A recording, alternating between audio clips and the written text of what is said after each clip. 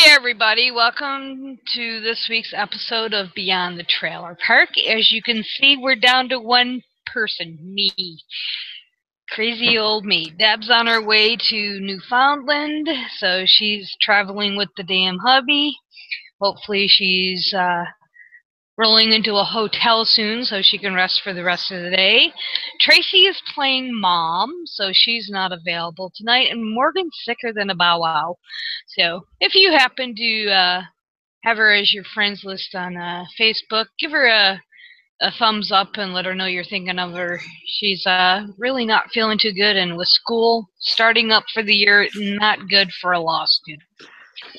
So today we're going to have a wee bit of one-on-one time with Jonathan Tindell, who is going to have an upcoming podcast called What Do You Do?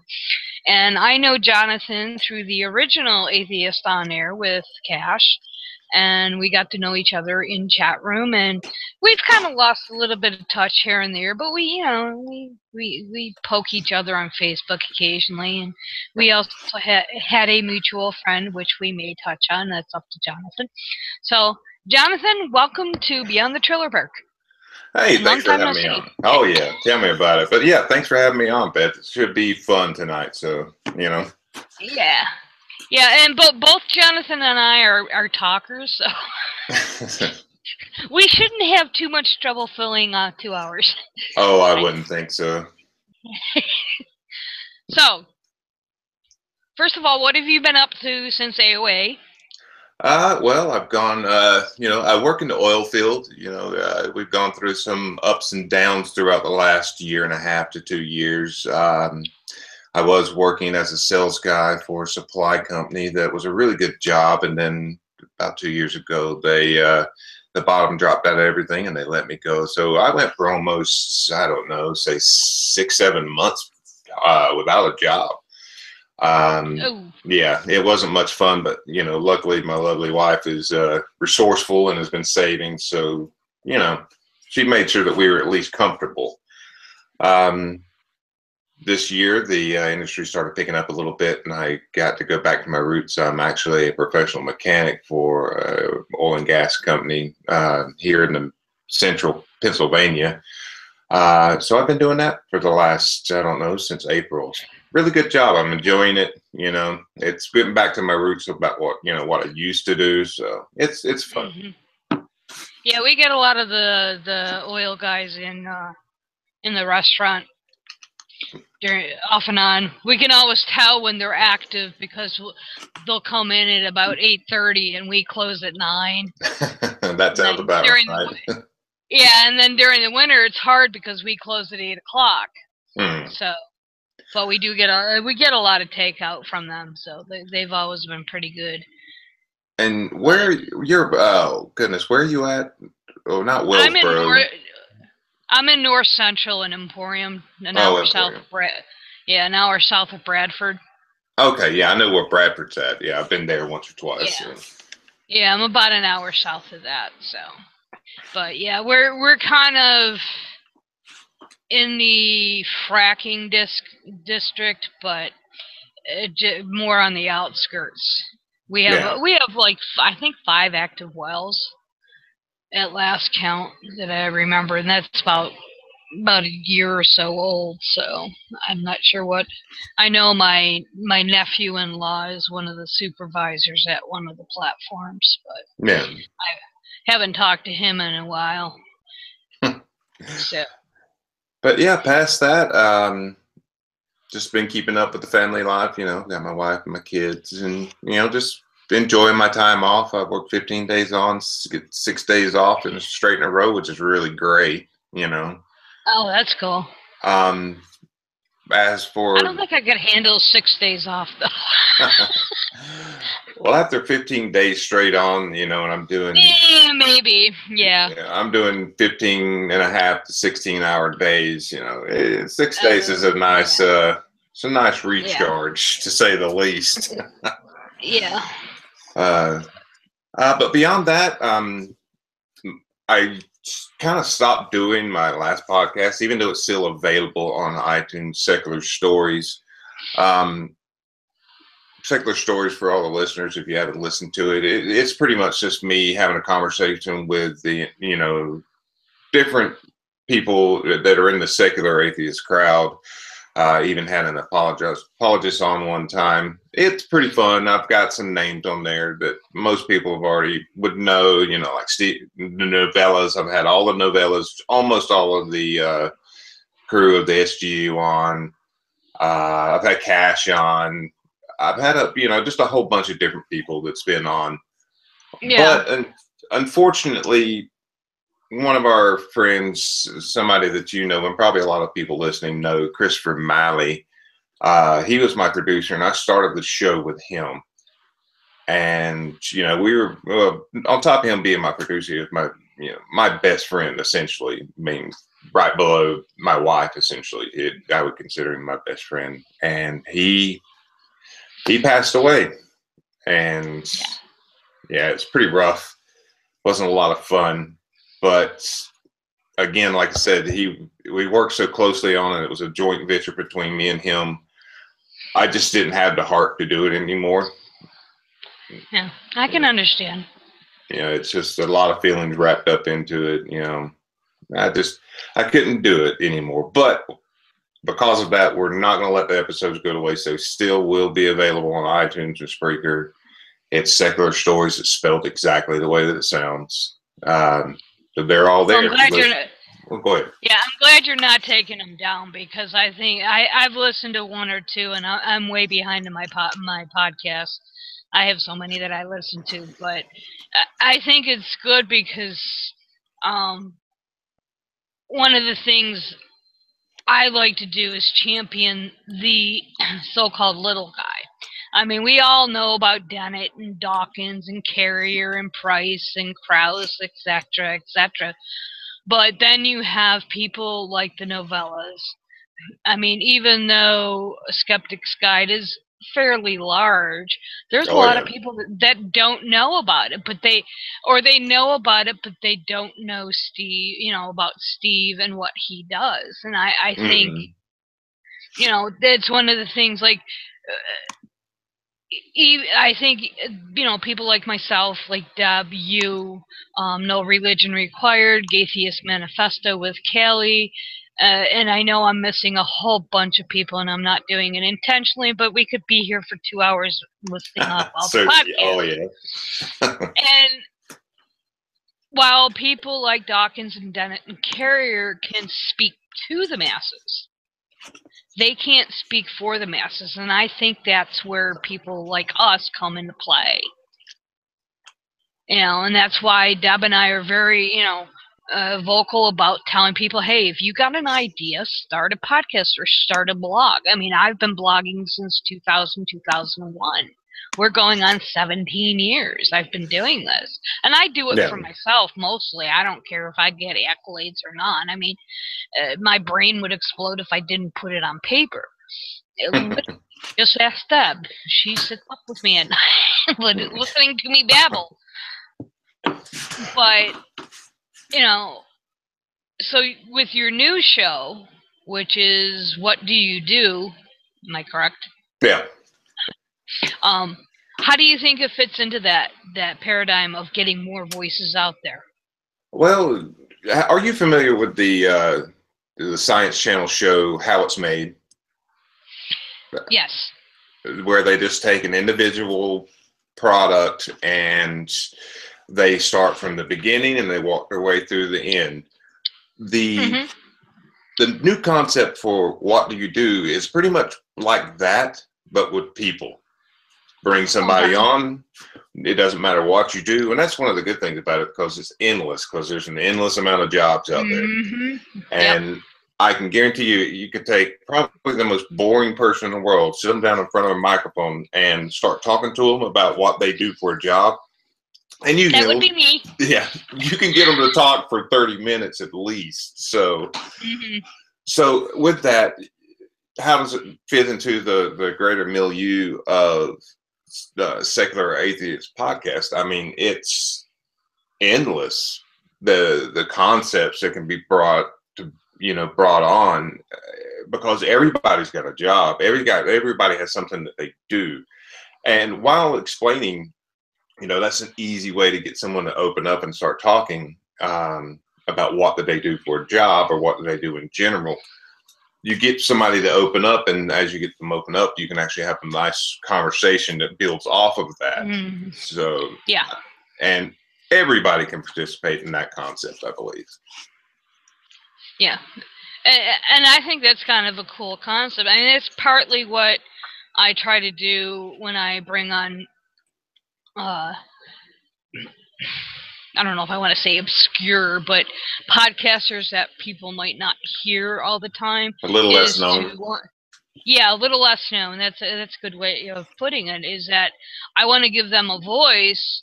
But, like, I ran across this podcast. It's out of Canada, called The Reality Check.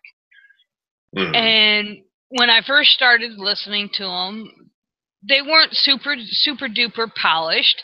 They're not overly super duper polished. They're kind of like, I'd say, on par with Beyond the Trailer Park is as far as professionalism. I mean, none of us have gear out the ass. I mean, I'm on a standard computer with a headphone.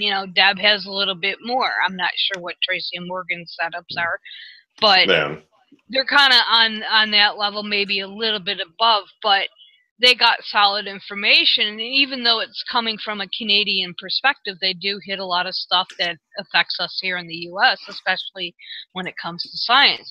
Well, when I started listening to them, they had 10, 15, 20 listeners maybe. Now they have hundreds. Yeah. And I actually tried to get them booked on the show, but they're so busy now that it's really difficult.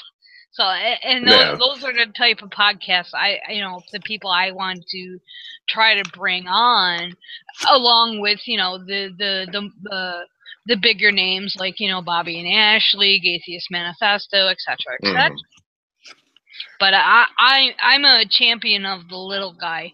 Yeah, and that's one of the things. I think it's possible for what you do to feed off of itself is because you're bringing somebody on to tell their story or about what they do, and they're like, hey, tell your friends, tell your family, have them come listen, and hopefully it'll get it's the 80s commercial, and they tell two friends, and then they tell two friends. Yeah. So hopefully it'll catch on a little bit more than the last few that I've been trying to attempt. But I like the concept, by itself. Yeah. Well, I really do think it's a good concept. I mean, it's just, and I think it's important in the overall grand scheme of things is that a lot of people are afraid to come out of the closet, so to speak. And I think the more we can, to borrow Mark Nebo's saying, normalize atheism. Oh yeah. I think the better in the long run. And it's sad we have to even use that type of terminology, normalize atheism. As I said, I think it was last week. It's just like, yeah, I'm an atheist and I'm interested in X, Y, and Z, but my atheism really has nothing to do with that. Yeah, that doesn't define me as a person. Right, and that's hard for a lot of people to understand. I mean, I'm in a couple of creationist groups. Don't ask me why. Research. But actually, I did drop 2 of them because the stupid was just too overwhelming. But it's like, they just don't understand. I mean, they think we're Satanists and we worship the devil and we eat babies with barbecue sauce. I don't know, maybe some people do, but I'm not a meat eater, so. Only twice a year. Oh, it's only twice for you? Okay. Yeah. There's actually one of the bigger podcasts on, have you ever heard of, oh, Christ, I can't remember what the name of the podcast is. It's one of my favorite. It's one of the How Stuff Works type show. How Stuff Works has all kinds of podcasts out there, and I cannot remember off the top of my head what it is. And it's Stuff You Should Know. Anyways, that's the name of the podcast. One of the most popular podcasts out there.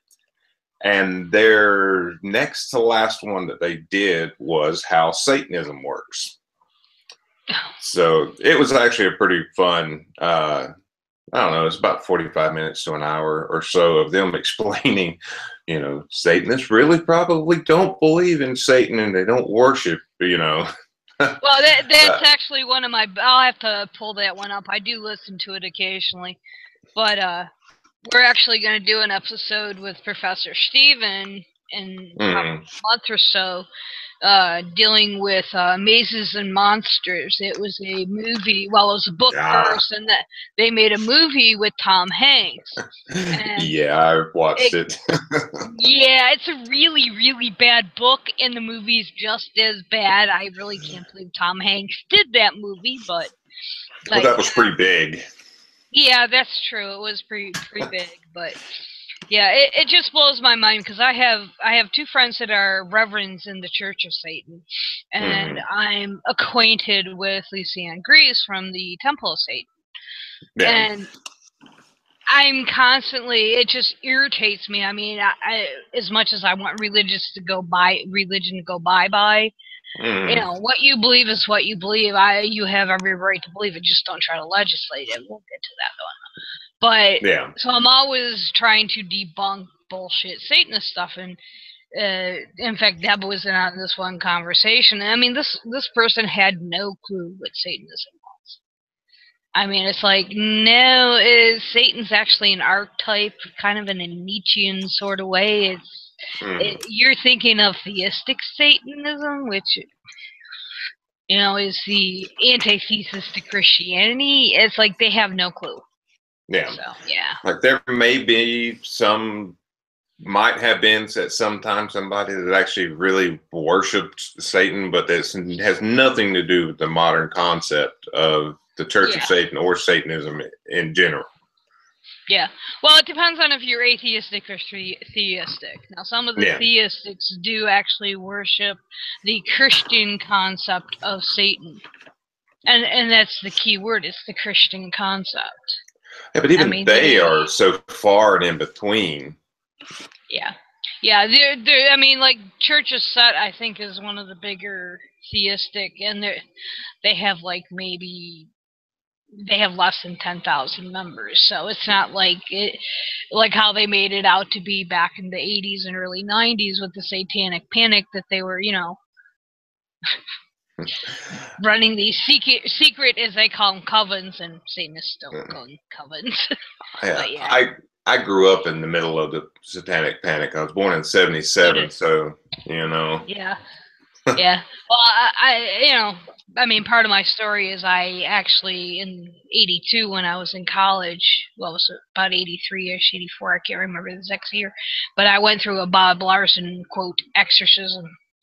So, yeah, I'm very, very well, I grew up right through that whole mess. Jack Chick, Bob Larson, Mike Warnke I've seen 3 times in, quote, concert in college, all of them, but yeah. I bet that was a real fun experience. Well, he was actually kind of sort of funny. I have a really odd sense of humor, but looking back at it, it was pure torture. Yeah. It's like how? And then when he was busted for basically being a fraud, I was like, what, a religious icon being found out as a fraud? You shock me, Beth. You shock me. Well, yeah, okay. We'll come back to that one. But so you did a little bit about yourself. So growing up and early adulthood, were you religious? Not in the real sense, no. I was never really religious. Grew up culturally Christian, of course. I just became a dawning realization that, hey, all this stuff that I've been raised with that I didn't really participate in the first place, like why do I even hold on to anything like that? And just, it was just like, okay, well, I'm an atheist. No big deal, because I've been living my life this way already for the last 20 years. Just be honest about what it is and don't try to hide behind the moniker of being an atheist or being a theist or a Christian.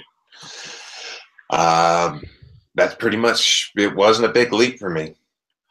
You know, so you really had no incident or thought-provoking. Not in that manner. Now that I've studied it more, you know, and now it pisses me off, but. So you're not an angry atheist in the beginning. You are now, though. Yeah, it was just like, oh yeah, like I said, already been doing this. Okay, this is, you know, I've just never had a word to put to it. I have had since then had a couple of instances, you know, being emotionally assaulted and physically assaulted once or twice, believe it or not. That kind of raised my ire with religious people, but at the very beginning, no, it was just like, okay, this is what it was in the first place. Yeah, it'd be nice if everybody had it that way. I mean, I wouldn't change what I went through. I mean, because it's made me understand more, you know, why I believe the way I believe now. But you know, I look at somebody like besides Nate Phelps. I don't know if it's one of his relations. I'm not sure exactly how, because there's so fucking many of them. But another one of his relations is coming out with a movie as well, and another one just published a book. So the daughter just published a book, if I'm not mistaken. Yeah, I just posted about it, and I can't remember what the hell I posted. But yeah, I look at individuals such as them who were basically raised in crazy land, and what they had to go through. Least. I mean, what they had to go to get out. You know, whether I know Nate's an atheist, but I don't know about the other two where they stand, you know, on religious belief and stuff. But it's like, yeah, for people that have, well, Tracy, our one co-host, she was never religious, and she finds our stories about fundamentalism and evangelicalism quite entertaining, for lack of a better word, because she understands it, but she doesn't understand it because she never had to go through that. And I know people who were weren't religious, you know, like Tracy, and they're just totally baffled by the concept of what, you know. I mean, Deb became an atheist when she was like 17. It took me till I was in my 30s. It's like, you know, I had 28 years of indoctrination to get over.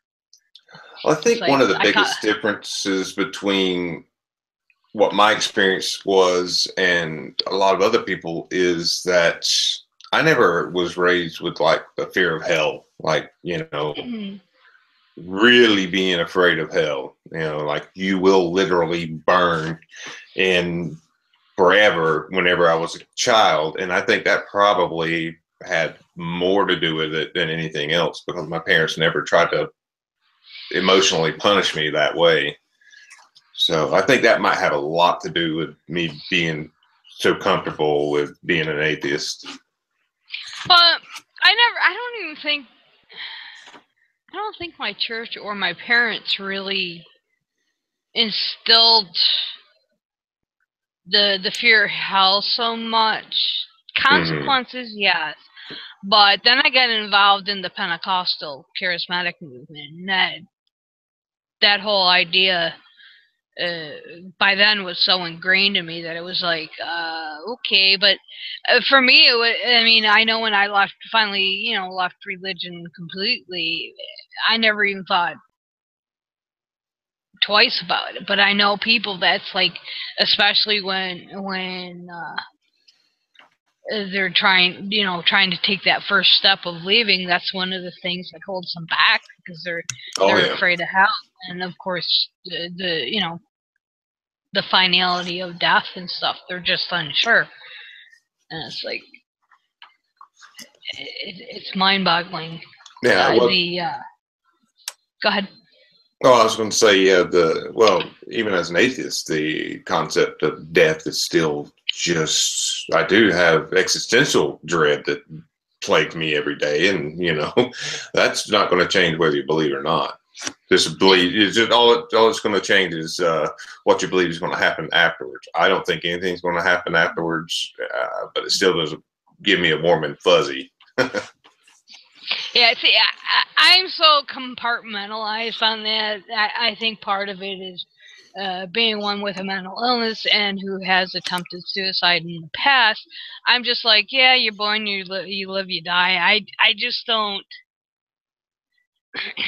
I've always been like that. I've never. Now the process of dying terrifies me, but it's like, fucking serious? I know when Mom died 2 years ago, it just like we sat in hospice basically waiting for her to croak. Yeah, that's horrible. Like, and it is, because I sat there and watched my dad, married my mom almost 60 years. I just,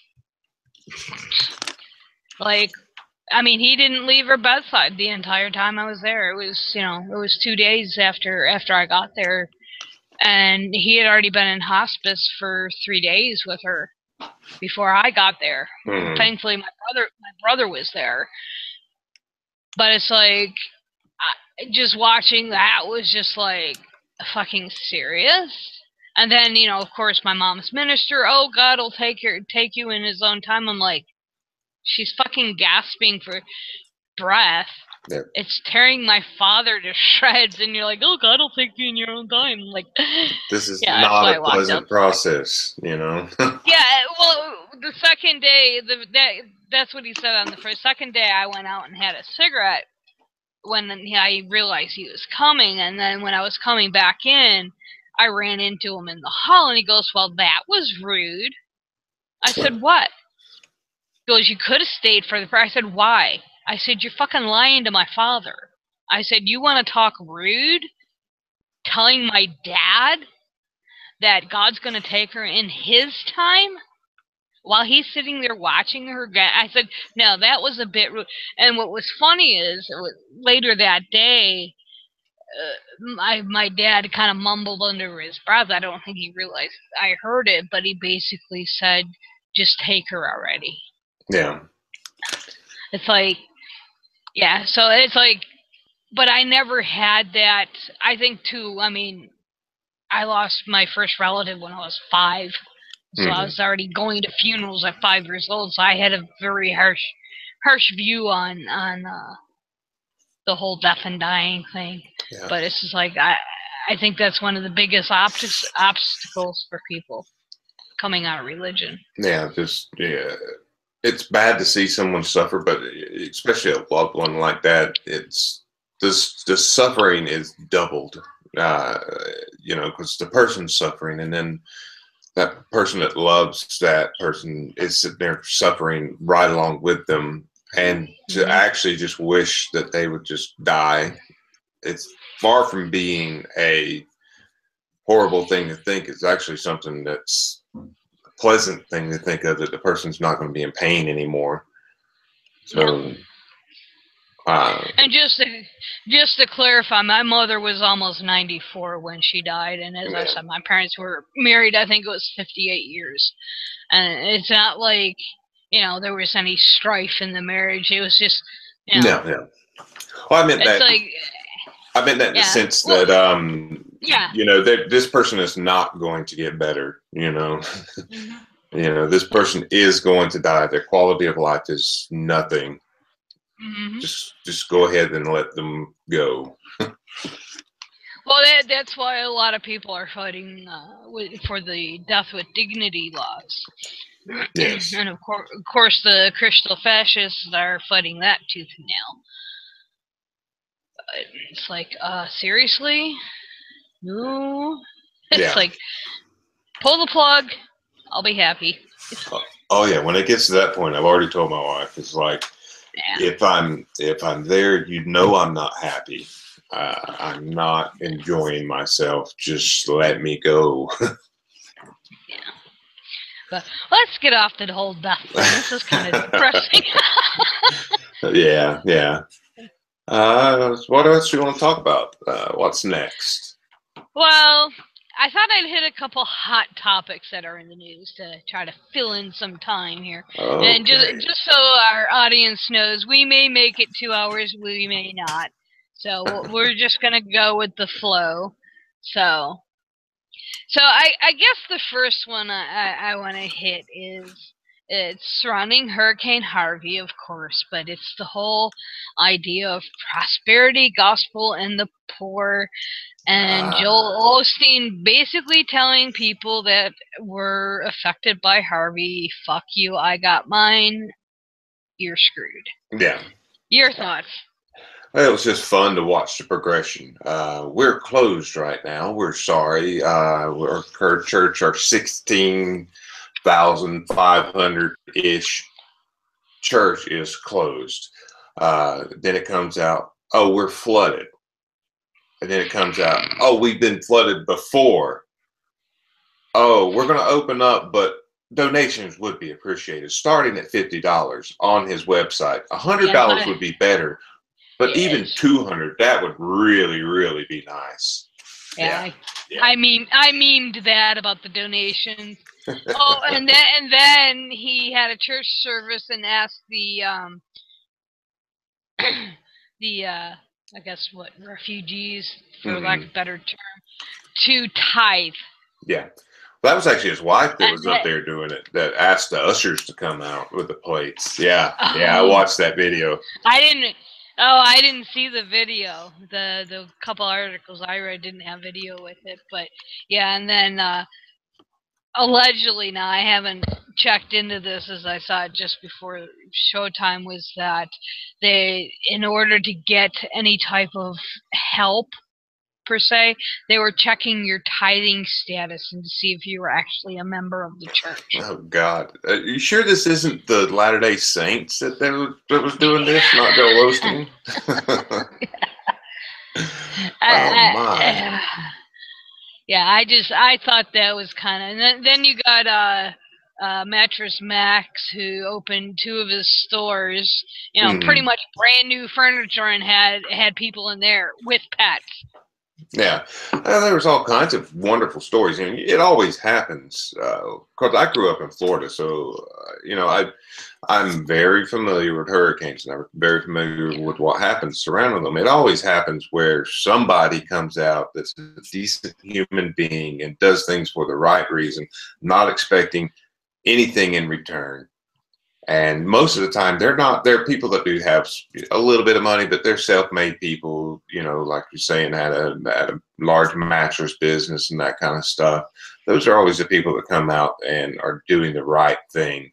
Yeah. And then you've always got the Joel Osteens, or the people that I've actually seen.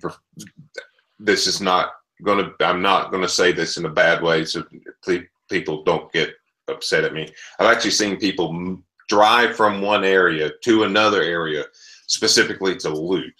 Now, these are very few and far between. I'm not saying everybody that's in a hurricane area is this type of person, but it does happen, and I've seen it happen. Well, there was actually a question, one of the news sites that I follow, is they post a question: if you're affected by a hurricane or a tornado or whatever, and you're 2 or 3 days in and you're out of food, and you go to a supermarket and basically loot it, is it looting or is it survival? I mean, no, that's not looting. Yeah, and then I think the second question they posed is, should they be prosecuted? No. I mean, yeah, okay, you know, you have to delineate, is it an actual victim of the hurricane, or like you said, and I do know it does happen, of people coming in from the outside, so to speak, and intentionally looting. You know, it's like, I think it was after Katrina. It might have been Sandy. I can't remember which one. But they actually had pictures of, you know, video of people walking out with brand new stereos and TVs from stores. That's looting. What the hell are you going to do with the TV when you have no electric? Yeah, that tells me right there that you're not from the area being affected.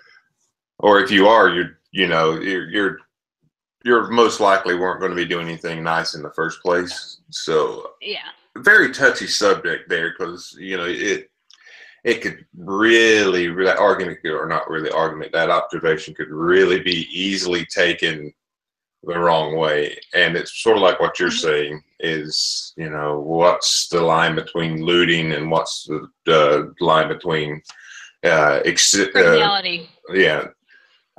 Subsistence living would be a right way to say it. So I don't know. In the end, the businesses do pay insurance.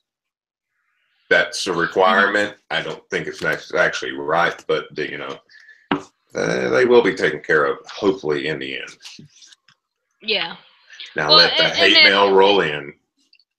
Yeah. Yeah, we're used to it. I don't think we've gotten any lately. But yeah, that's what I find so funny about my blog is I've been doing it for almost 17 years. The last 7 to 10 I've been more political, blah blah blah, and I really haven't gotten any hate mail.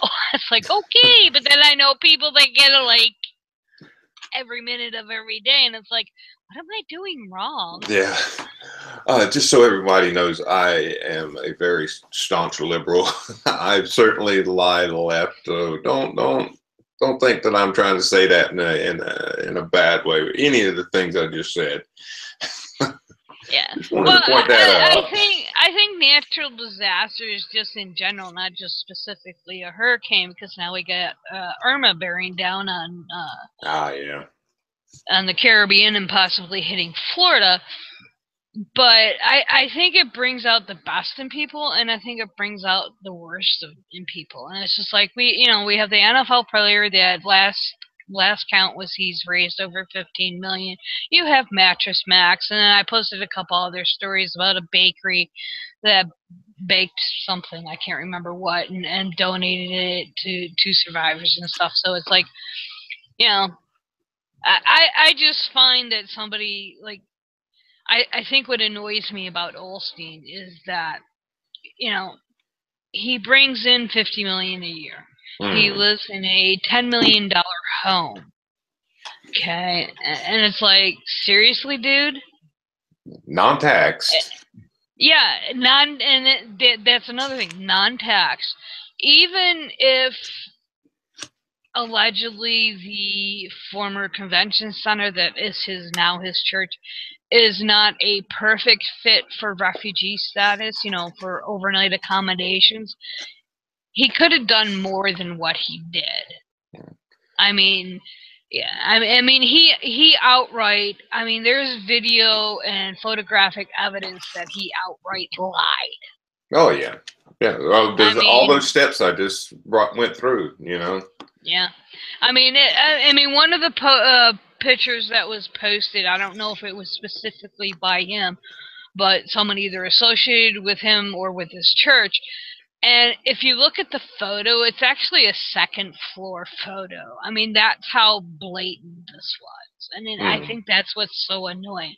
And it's like, it's like you said, it happens in every situation. So.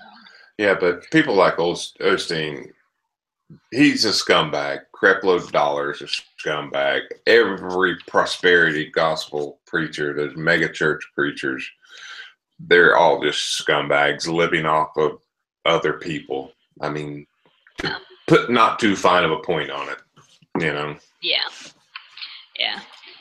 But my favorite was their attempt to try to, not Olstein, but in general, the Reich try to, they couldn't really blame the gays for the hurricane this time, but boy, they're sure trying.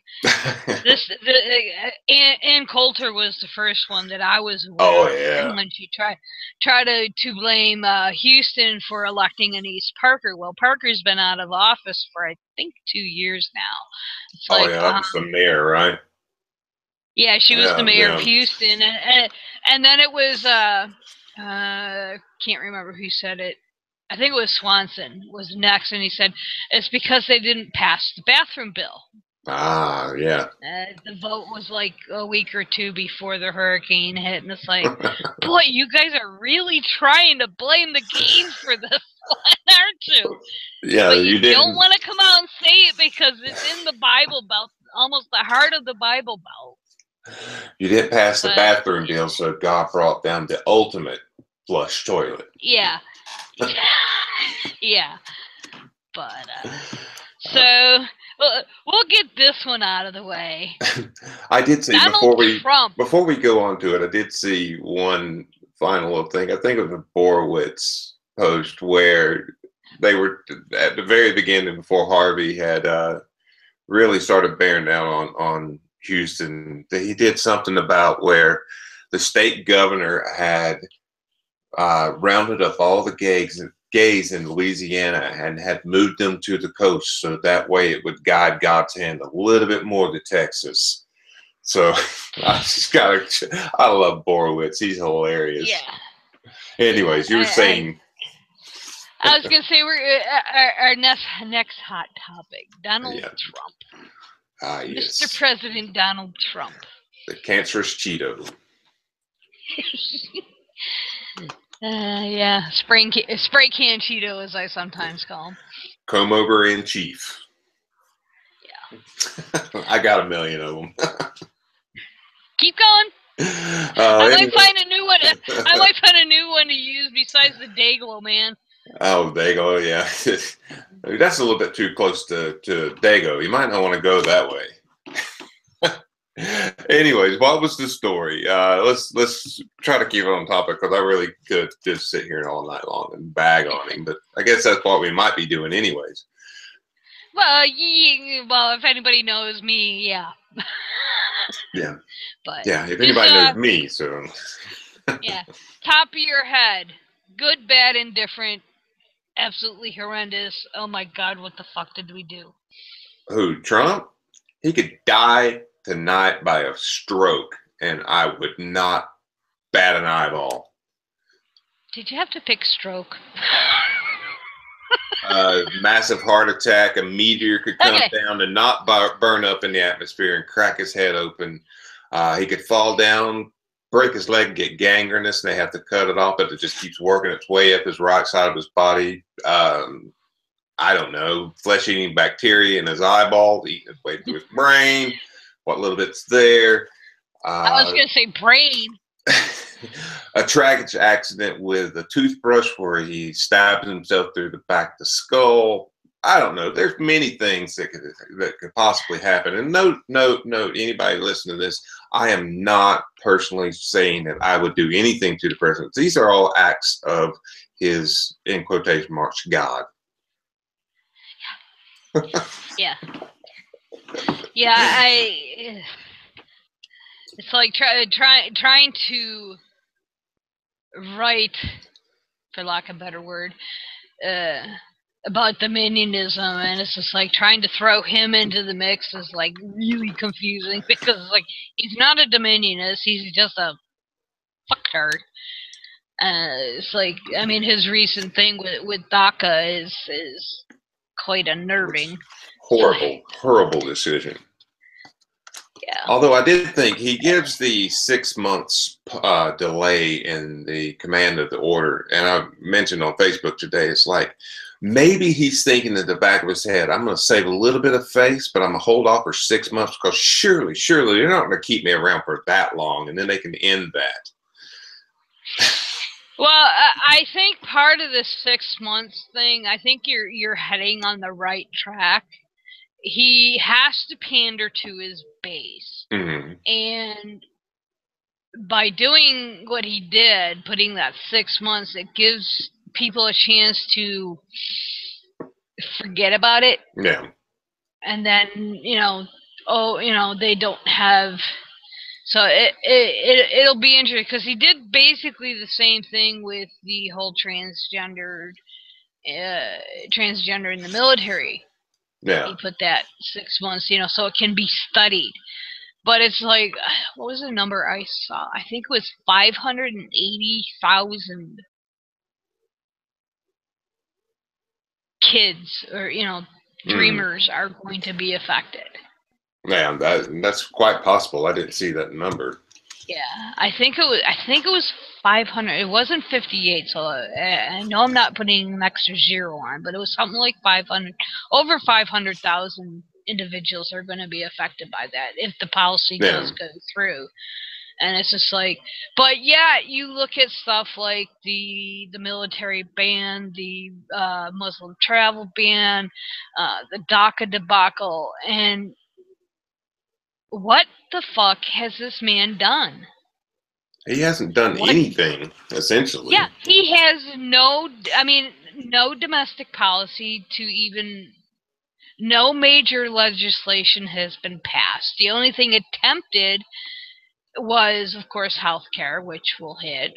But he's done absolutely nothing. And the problem is we can't do anything about it because Mike Pence is 10 times worse.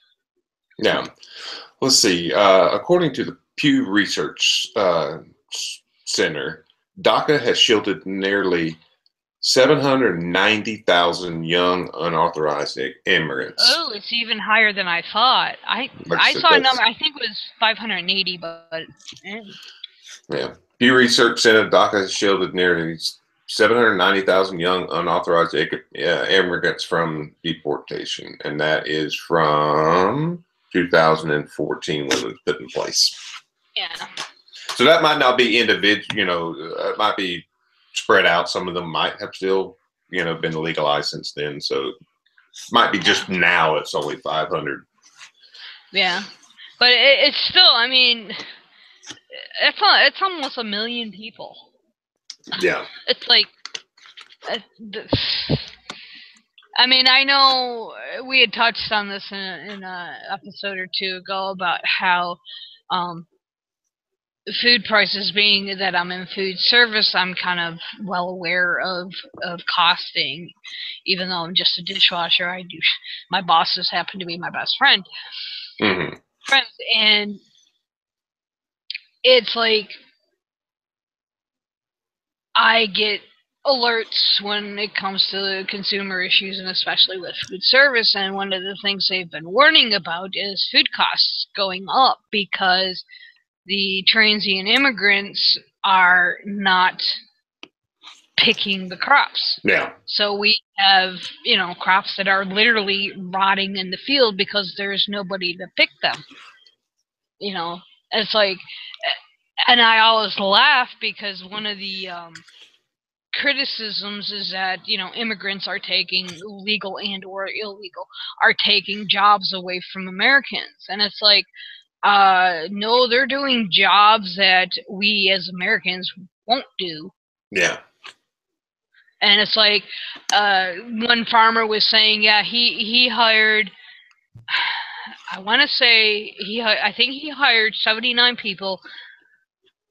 59 of them were immigrants, so the other 20 were Americans. The first day he lost 18 of them, so he had 2 Americans left by the second day. Yeah. Yeah. That's why it's like, yeah, these are, I mean, they're basically doing jobs that we won't. Yeah, and that's very much the truth. Yeah. Whenever anybody complains about, like you were saying, oh, they're taking our jobs. No, they're not taking your job because you wouldn't do that job in the first place. And that's the story you were mentioning. That's exactly it. That you won't do those jobs. You'd rather, as much as you complain about, which I know we're going to get into healthcare and, ETB cards and all that kind of stuff, you'd rather sit on your white fat ass and collect food stamps and get the almost free health care that you're receiving. But then you're also going to say bad things about immigrants that come in and do this job, and you're also going to say that Obama was the devil and Obamacare should be repealed, even though that's how you're living. Yeah, well, and then we'll branch off from there. I mean, people have heard me say it before on the show, and we actually did an episode before the first vote, as most people know, without the ACA, I would not have insurance and I would most likely be dead. I'm on medications that I cannot afford otherwise. My one medication costs 3 times what I make in a month. And without it, I will die. There is no ifs, ands, or buts. It controls my blood pressure. And in the research, I found it really funny that, you know, there are people, and I've actually talked to people in my own doctor's office who felt that, you know, I don't deserve health care. Yeah. I'm like, seriously, dude? I'm like, you would want me to die because I can't afford health care. Thanks, dude. Yeah, thanks. And he just looked at me. He was like, oh, you can't be serious. I'm like, I'm dead serious. Quite literally, almost dead serious. Well, I said, and another one of our a mutual friend, and was sitting there just kind of, and he looked at me. He goes, "You're being serious, aren't you?" And I said, "Yeah, I am, Bill." I said, "Without my medications, I will be dead within 3 to 5 days." I said, "I will stroke out again." I said, "Do you really want that?" And it just. The talking points are just so mundane. It's just like, you know, I mean, I don't know if you've seen that, and I go back to this clip all the time, the Jimmy Kimmel clip, where people don't know the difference between Obamacare and the ACA. Yeah. It's like they're the same fucking thing. I mean, or people that say, well, I voted Republican because I want to get rid of Obamacare, even though I'm on Obamacare. Yeah. Oh, what was the one lady, the Fox pundit that admitted on air while saying Obamacare needs to be repealed, admitting on air she's still on her parents' insurance? I can't remember what the lady's name was. Oh, Tommy Lahren. Yeah, there you go. It's like what?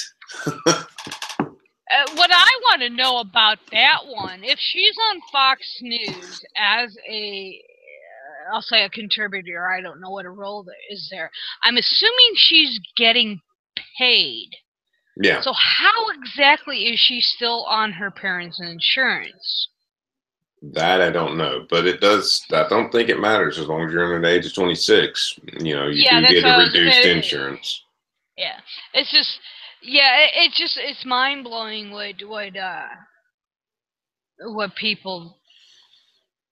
I mean, some of them are beginning to regret it. Although, I mean, right now, basically the debate about the ACA is dead in the water.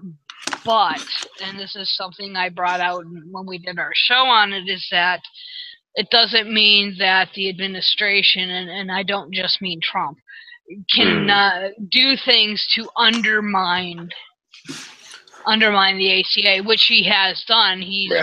Right now they're supposed to be doing basically PR. Open enrollment starts November 1st, but they're not advertising it. They cut the funding for, quote, advertising, for lack of a better word.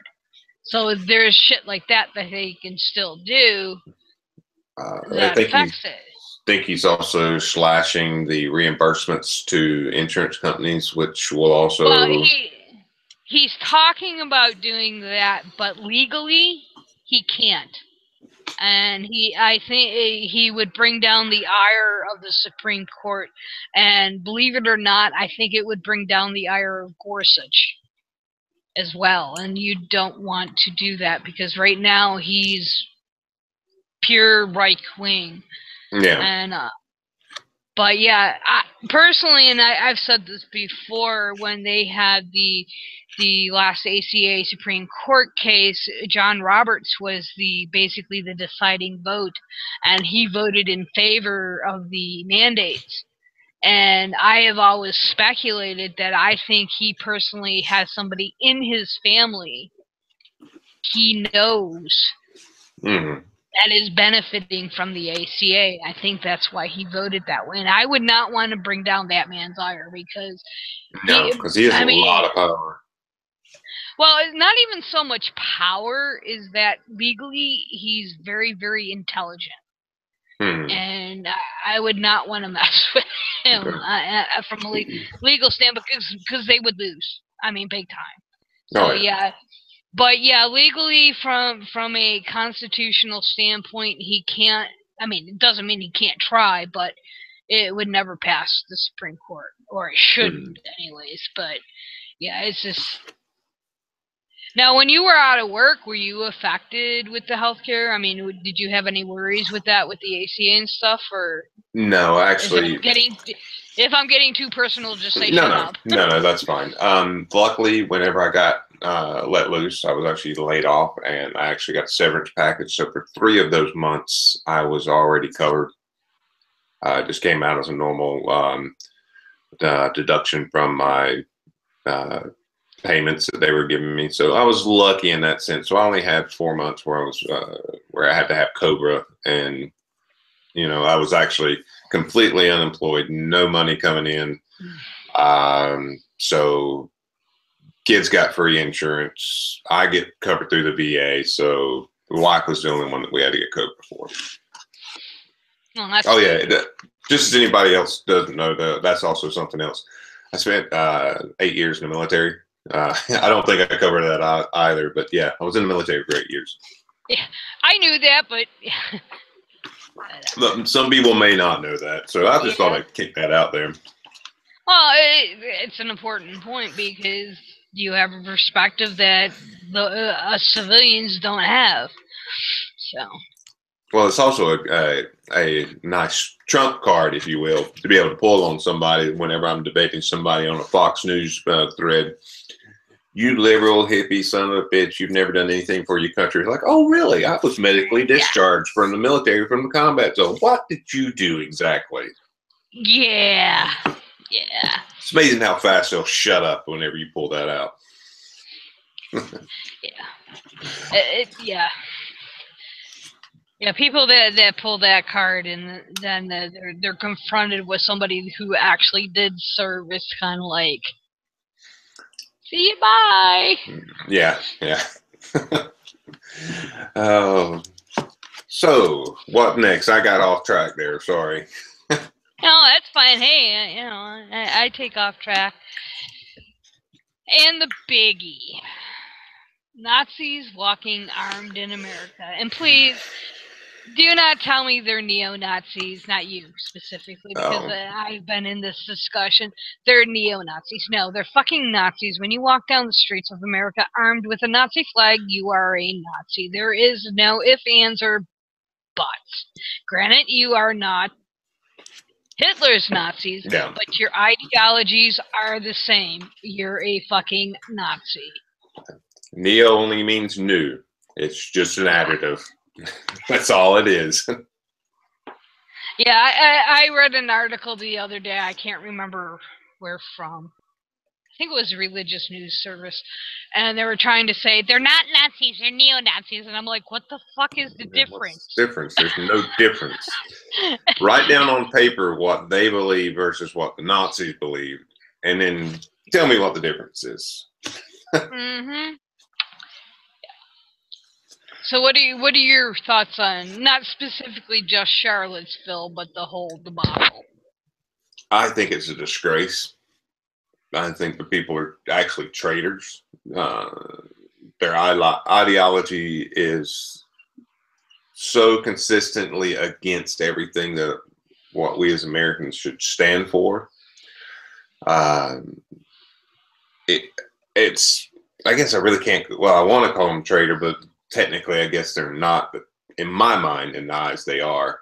And therefore, speaking of actually being a prior service Marine, I swore an oath to defend the Constitution against all enemies, both foreign and domestic. And those are the type of people that I find as being those domestic terrorists or enemies. Mm-hmm. So, I try to live a pacifist lifestyle as much as I can nowadays, but man, oh man, the concept of punching a Nazi sure really is really tempting. It is very tempting. Yeah, I have to kind of I mean, I'm very much a pacifist. I've always have been, but yeah, that temptation to punch a Nazi is like, but it's like you're not going to catch the fly by punching it. You're gonna miss. I think we're not that I think dialogue in this case with them is any different, but there has to be some way of getting past the throat punching and running people over with a car, although it doesn't help that 6 legislatures have basically trying to pass, well, yeah, if it's a protest, you can run the protesters over with your car if they're blocking the roadway. And I'm like, no. No, that doesn't quite work that way, but it's... No. Well, in the end, no, I don't think I would actually punch a Nazi. Just, like what was the one guy that was the white nationalist, that guy got punched on right in camera. Brian Spencer. Yeah. I would never do that. But I am 6'2", 250 pounds. And if I see someone attacking someone else, that will raise my ire, and I will defend somebody that's not able to protect themselves. That's something I don't think I could help myself but do. Well, and there's a difference though. When you're defending somebody, and I mean, yeah, there's the caveat. Well, did they start it? But I think it comes down to maturity level. Really, it's like, sticks and stones may break my bones, but names will never hurt me. And if it's just talk back and forth, if you can't handle being called whatever, then you have no business being in the conversation. But if you're going to throw the first punch and then expect somebody to bail your ass out, that's a whole different ball game. But if you're attacking somebody under no provocation, yeah, they have every right to get their ass kicked. Yeah. Well, I mean, it's really hard to condense every feeling that you have down to 140 characters. It's hard to make a statement that fits on a meme that someone shares on Facebook that actually captures everything that you believe and care for. It's all shades of gray. Yeah. It's just a sliding scale that goes from one side to the other. So that's really what I'm trying to say whenever I say I would certainly defend someone. Yeah. Well, and that kind of brings us to, the whole idea of separation of church and state. And basically, I think you and I are probably on the same page on this, as is most atheists. And, and I'm using that as a very umbrella term to include all the other labels you want to throw in there, secular humanists, etc., but is keeping religion, in our case here in the U.S., it's specifically Christianity, and I say that because I got thrown at me the other day, well, why don't you attack Islam? Well, Islam is not the problem here. Yeah, and that's what I said. I said, well, excuse me, I live in the U.S., okay? Islam is not a problem here. Yes, there are pockets of instances of alleged, and I say that very loudly, alleged problems, i.e. outlawing Sharia law. Yeah. No, that's not a problem. Yeah, there's little bits and pieces, but it's not like I live in Saudi Arabia or Pakistan. Yes. And you know what? I do speak out vocally about what Saudi Arabia does in Pakistan. Well, exactly. I'm like, obviously you missed my posts about Raif Badawi. Yeah. Obviously you have missed my postings about Pakistan and Bangladesh. It's like, you obviously have not been paying attention. Because, I mean, and I know I'm not the only one that gets this critique, because someone was commenting, and I can't remember who it was, one of the big names. I think it was against Dawkins. Oh yeah, it was Dawkins. And I'm like, and they were like, he never speaks out against Islam, and I'm like, what fucking planet are you on? I'm like, and it's like, I'm on a radio show and we call out Islam all the time. Deb's interest happens to be Islam, and she's very good at it. I'm still learning because Islam just kind of like bleh. Yeah. I have a Quran sitting on my desk that I'm trying to get through again. It's been about 20 years since I've read one, and Deb got me one and sent it to me, and it's like, God, this is worse than the Bible. Yeah, some of it is. Yeah, I've read it here recently. Yeah. I mean, I don't know how many times I've read the Bible, and I have 70 plus versions on my computer, and it's like,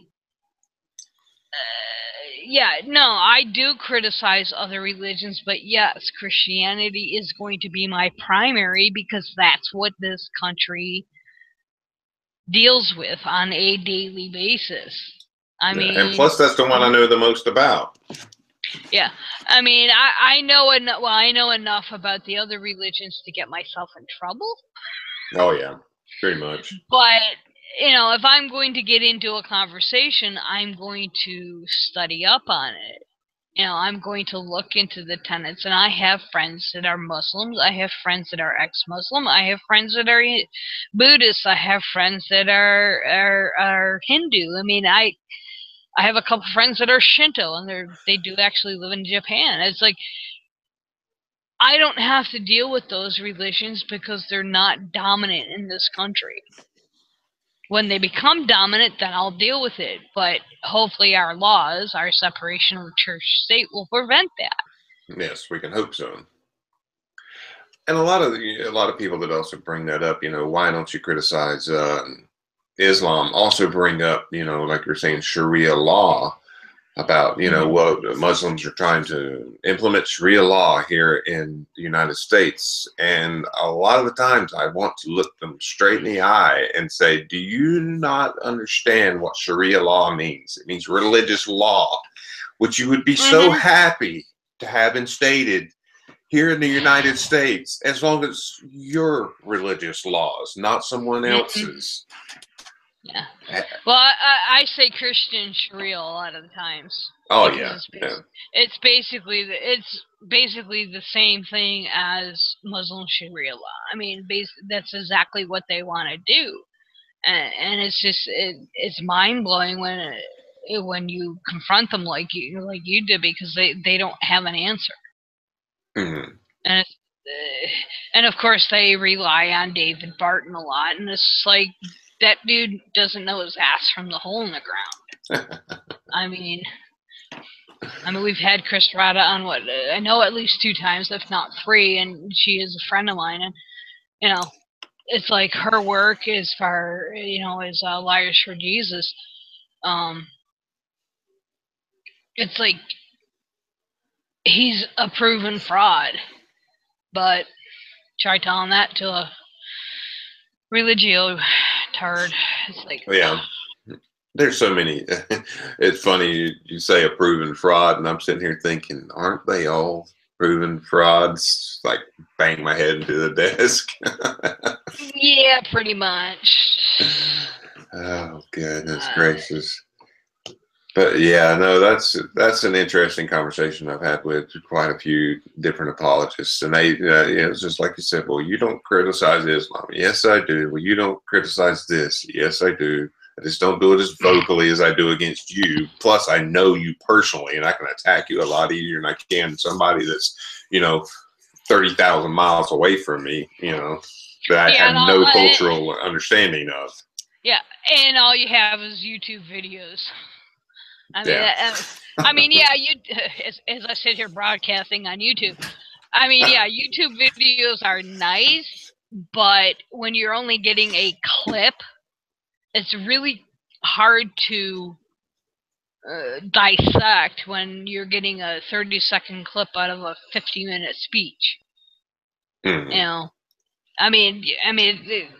For all we know, it's been cherry picked. I mean, totally taken out of context. I mean, chances are not, but you can't really criticize that. Well, and sometimes, you know, if they're speaking in Arabic, you can't trust that the person is actually subtitling it correctly. You know, there's all kinds of frauds out there. So, wasn't there a clip a couple years ago? It might have even been in a court case. I'm trying to remember. It was in the news like 3-4 years ago, where the translator actually said the exact opposite of what the person said, and did it intentionally. And then it can't come to find out that the person that was translating wasn't even qualified in that language. That was, it was it was sign language, and it was at Mandela's funeral that it happened. There was a guy That's right. that was pretending to be a signer, an interpreter, and he was not making, he was just making hand gestures, and there were people that were watching that were deaf that were like, what the fuck is he doing? Okay, I couldn't remember I knew it was translating of something. I forgot it. That's right. It was the Mandela funeral. Yeah. The guy just wandered up there and said, I'm a sign interpreter. And they're like, sure, come on. Yeah. Guy had some cojones for doing it, though. You have to say that much. Yeah, Nelson Mandela's funeral of all things. I mean, Nobel Prize winner for peace. Yeah. Okay. But yeah, I mean, and that's I think that's like, I mean, we have within the atheist movement, or some people consider it even separate, we have the so-called skeptics, and I'm using the so-called because there's been criticism that, oh, these skeptics really aren't skeptics, yada, yada, yada. I don't know where I fall with it, because that's not something I've delved into, but we have to be, as atheists, or really anybody, skeptic of the information we take in. I mean, you've heard the whole fake news thing, and unfortunately, yes. Yeah, and my favorite are the ones that are calling out known satirical sites, i.e., The Onion is an example. We know The Onion is satire. Yeah, it even says it is. Yeah, then there's a couple other sites that I've had people throw out instead of my stupid groups, that if you go to their site, usually within their title or their byline, or if you go to their about page, tells you they are satire. Yeah. They're not trying to post fake news. They are satirizing the news. Yes. But yet people are passing it off as news. Then there's the news sites that are fake news, like, Breitbart comes to mind. WorldNet Daily, sorry. Yeah. They are, in my opinion, fake news. Actual fake news. Yeah, Alex Jones being another example. If you want to go into the healthcare field, you have Mike Adams, Green Med, Aaron at Health Nut News, Mercola. Those are fake news. Now, yes, they do in some instances have a grain of truth. Their sources might be accurate as far as, the link leads to the source, but if you read the actual source, it's not saying what they say it says. Yeah. But yeah, it's like, do you find that, like, especially if you're prepping for a show or something, or just in general conversation, do you find that annoying? Well, I know you do, but how do you deal with it? Generally, it's what's the right way to, I don't know.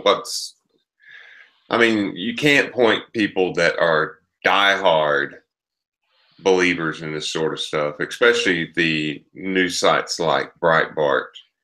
You can't really, it's so ironclad what they believe, because it doesn't matter what you say, it's not going to impress them. Or they're either going to say, well, you have fake news, even though I'm showing you articles from, everywhere that, reputable sources with their fake news, or no, that's taken out of context, or just stick their fingers in their ears and go, la, la, la, la, la. So rarely have I been able to reach into someone's life and actually change them without repeated attempts at talking to this person. Random person on Fox News, comment thread on Facebook that you'll never talk to again. You're never going to change their mind. Never. Yeah. You don't have enough time. You don't have enough effort. And I just don't have enough heart to do that anymore, even try to. It's just been beaten out of me.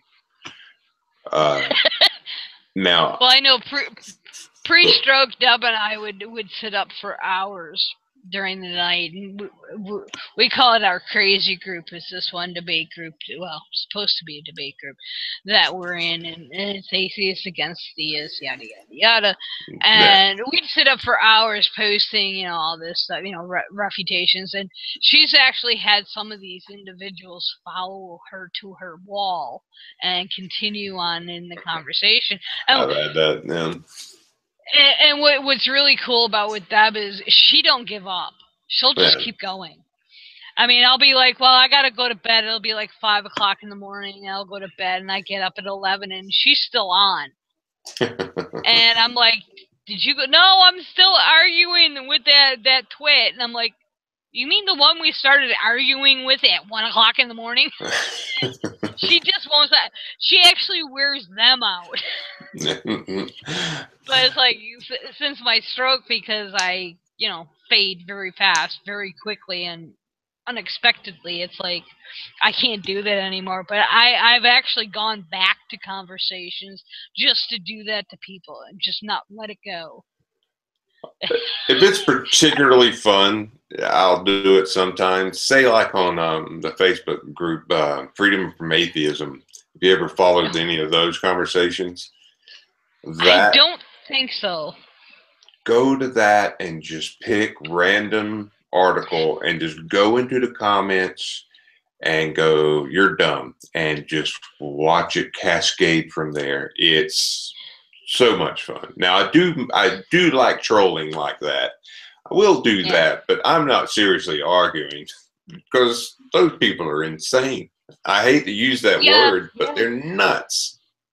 There was this one group, in fact, I actually had to leave it because the comments were just... I'm going to guess that 99% of the people in that group were just basically trolling to be trolls. I mean, I really, really hope that people are not that stupid. I mean, and these aren't just U.S. citizens. These are, it's a global group, but it's just like, it was literally inundating my news feed. And I have, my news feed runs through Facebook, and then I have a couple backups with Facebook gets out of hand. I can go to them and just get what I want. But it's like, they were just so asinine and so beyond stupid. I had to stop following them because it was just like, I mean, I got into an argument with one person, and I mostly argue about that homosexuality is not in the Bible, yada, yada, yada. And I actually laid out pretty much the whole argument in Reader's Digest version, showing where it says in the Bible specifically, that this is only for the children of Israel, the nation of Israel, etc., etc. And that's not in the Bible. That's not in my Bible. I'm like, here's the reference. What brand Bible do you use? And they're like, I was 99.9% they use King James. I said, that's it right there. I said, that is King James. I said, that's actually 1611 King James, by the way. What does your Bible mean anyways? That's just insane. Yeah, it's just like, they're sitting there. I mean, and Deb's come up across this too. They were actually at a meetup somewhere. I think it was in Toronto. And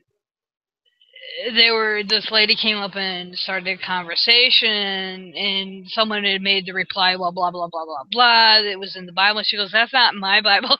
And it's like Deb says, you never tell atheists that's not my Bible when we all have smartphones. Yeah. I would be like, well, do you have your Bible handy? Let's go look. Yeah, that's basically what they did, and I always find that funny because I have a stupid phone, so basically I can text and talk. That's about it. I really don't want a smartphone, just for the simple reason when I'm away from my computer, I want to be away from my computer, and most of the time that's when I'm at work, so I can't have my phone with me anyways, so it'd be kind of pointless. And it's like, so I don't have that. I mean, I could, but as I said, it's a dumb phone. And, you know, it's one of those free phones I get from the government. Yeah, Barack came and gave it to you personally, right? Yes, actually, it was Brock and Michelle. Oh, really? That's nice. They actually brought me my replacement phone too. Yeah, it's good. It's a $10 special. See that's the free phone, folks. Okay, that's what you get. Hey, LG's a good phone. I won't knock that. Yeah, I like LG, except when you drop it on the floor and break the screen, then you have to get a new. But, LG means a little glass.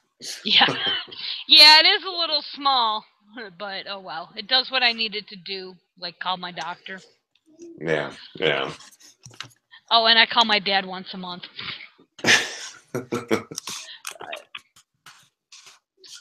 So, oh, that's funny. Yeah. So when you look at the atheist movement as a whole, good, bad, indifferent, what do you think you and I and, well, the rest of us podcasters, little podcasters, can do to make it better?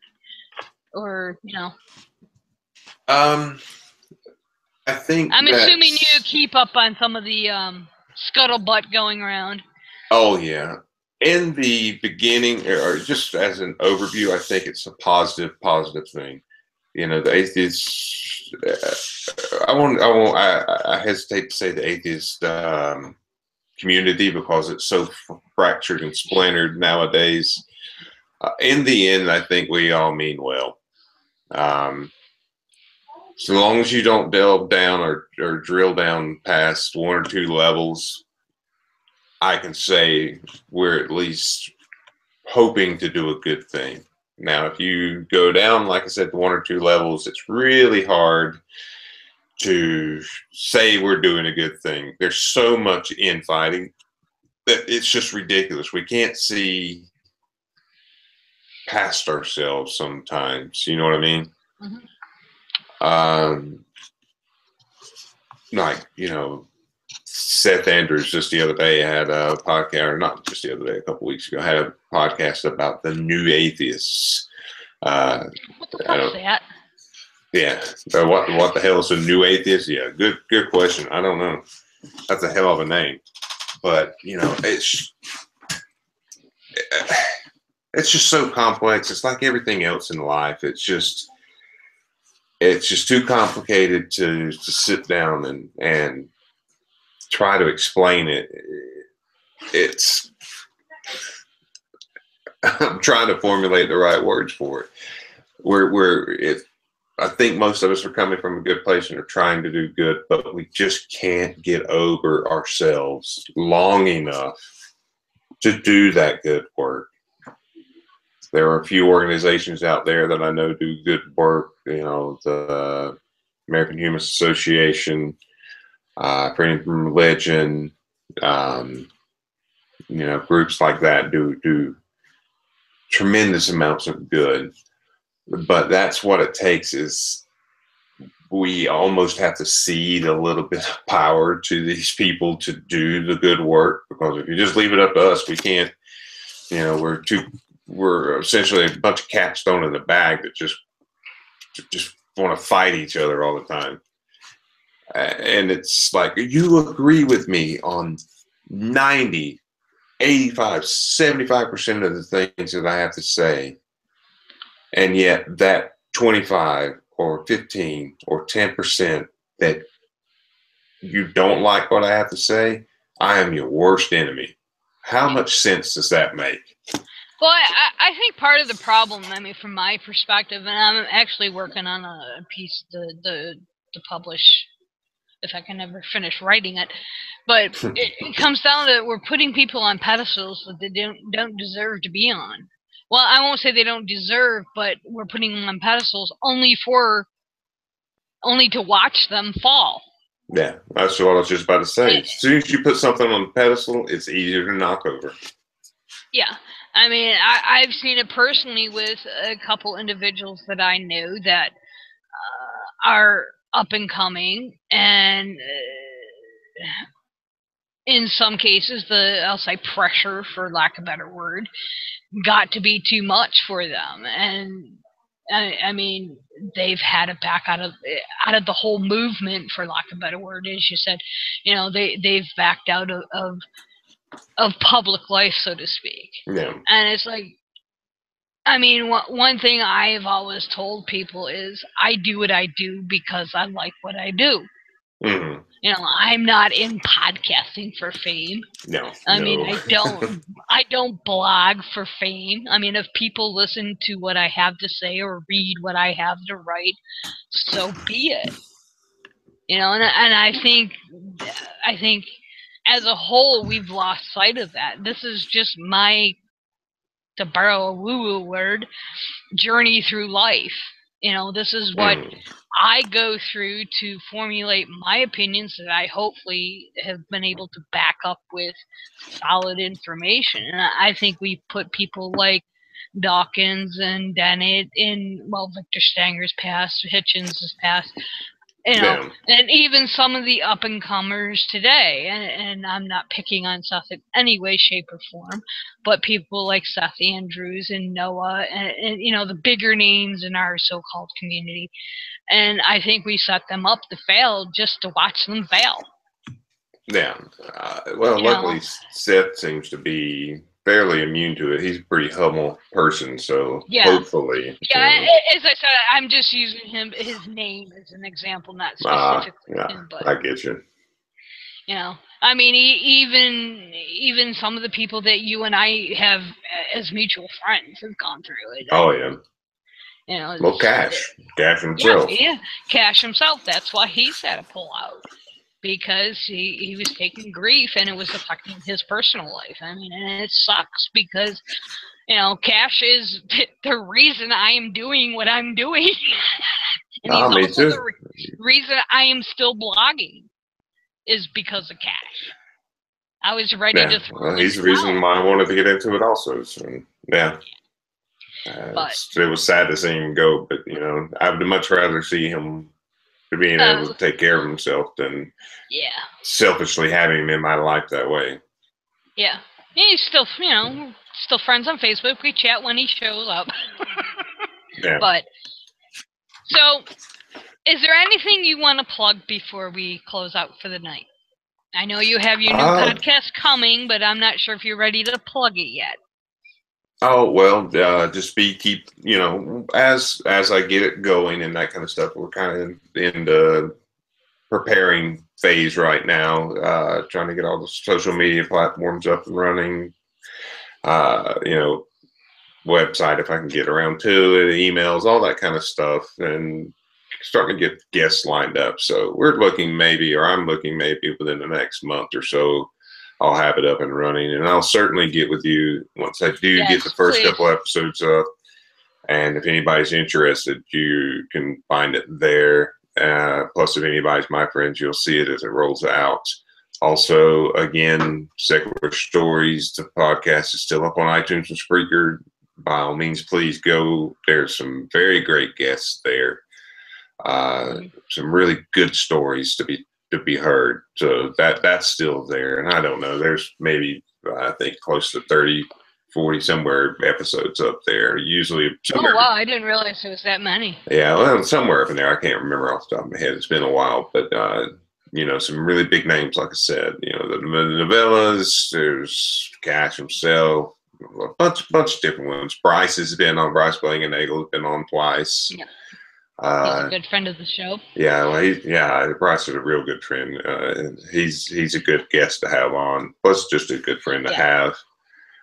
So yeah, that's there. Other than that, I really don't have a lot I promote.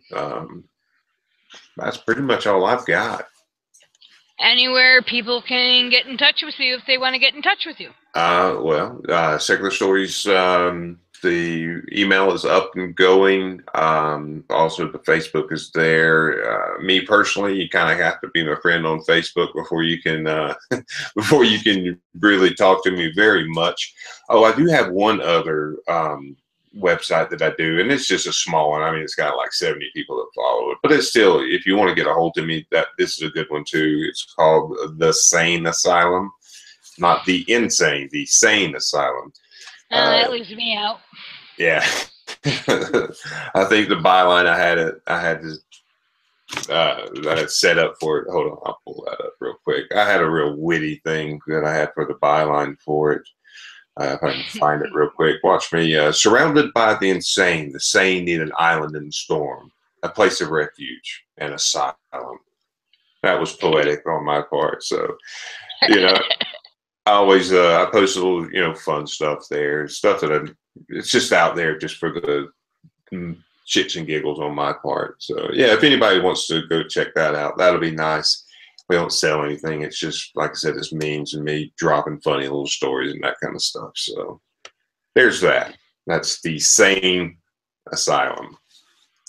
And if anybody needs to get a hold of with Jonathan and is not connected in any way, shape, or form, you can drop me a PM or Beyond the Trailer Park a PM, and we will pass it along. So please do that. I do not have an outro for us tonight because Deb controls all the audio stuff because my computer's too freaking old. I'm actually surprised I didn't get bumped from the internet once, and it looks good. So, and for those of you that are wondering, this will be I don't know how much editing Deb will do. The editing probably won't get done until she returns from her trip.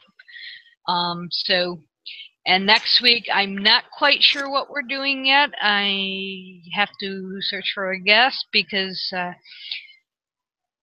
with the boss away, the children will play. So we'll see what we'll come up with for next week. But as of now, I am planning on doing a show next week. So it might just be myself again. Hopefully my cohorts will be back and we're going to be feeling better.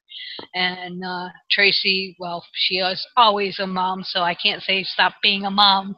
That would be a really, really shitty thing to say. But hopefully everything went well for her tonight. I know she was having some trouble with the little one. So send out some good vibes. Everything went well. But Jonathan, thank you so much. I appreciate it. And yes, we are wrapping up a little bit early tonight.